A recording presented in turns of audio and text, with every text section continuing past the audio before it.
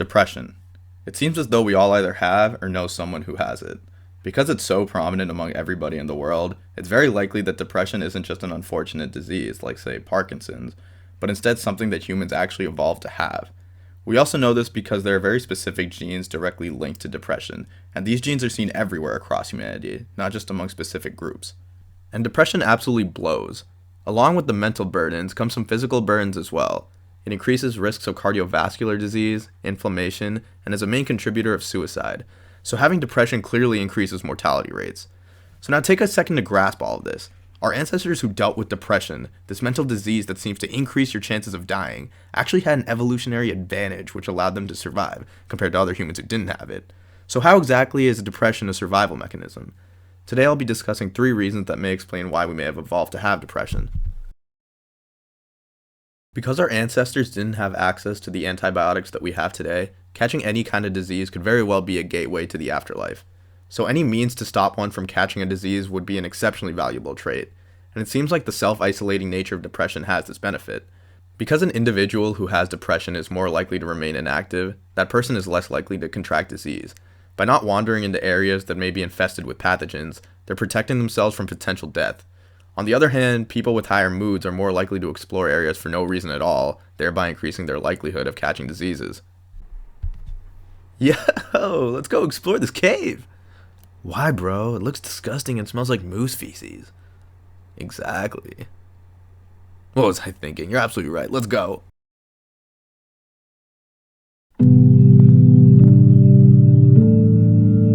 Individuals with depression tend to be antisocial, and with this comes the decreased likelihood of catching or even spreading diseases to other members of the tribe, which in turn increases the overall health of the tribe.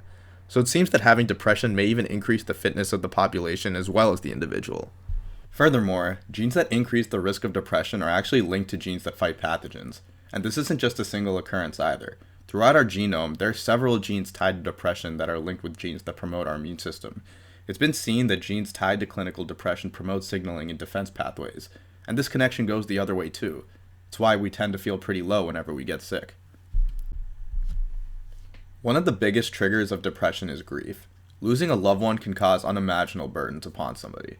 But as terrible as grief is, it increases our empathy as a species. More specific to our ancestors, it would bring our tribe together. Being as painful as it is, the tribe would go lengths to avoid it, making colossal efforts to protect their fellow tribe members. And it's not just limited to grief. Individuals with depression will go lengths to avoid any situation that may have initially caused their depression, and by doing so, they protect themselves and increase their likelihood of survival. Although, like most elements of depression, this does not hold up well in modern society. Hi, would you like to go out with me? Ew, no. Oh my god, gross. Ew. Oh man. Wow, that girl is pretty. Can't do that again though. Depression completely changes an individual's behavior and changes their social perception from others. They become much more aware of social signals from their peers, and this heightened awareness increases their social value to the tribe. For example, a person dealing with depression will be more likely to identify when someone is down and can provide that person with the necessary nursing and potential remedies.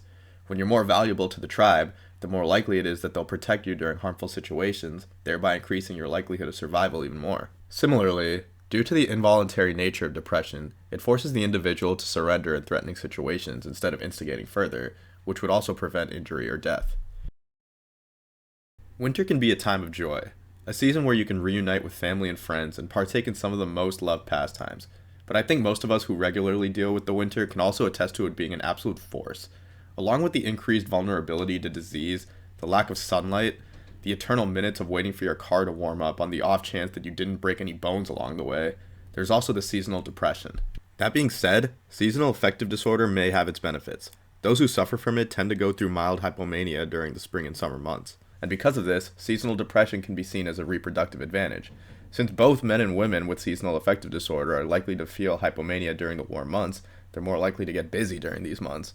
And therefore, their offsprings are more likely to be born during optimal warm months, so these infants have a higher chance of survival.